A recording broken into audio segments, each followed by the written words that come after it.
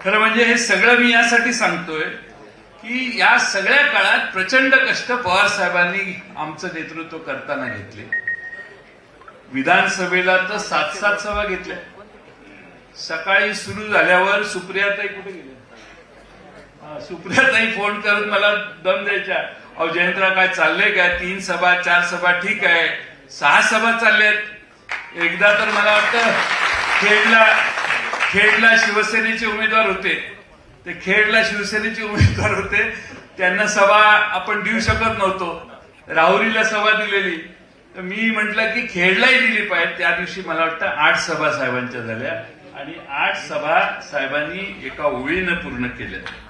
त्यामुळे निवडणूक लागली की साहेबांच्या सारखा काम करणारा दुसरा महाराष्ट्रात आजपर्यंत मी माणूस बघितलेला. खरं म्हणजे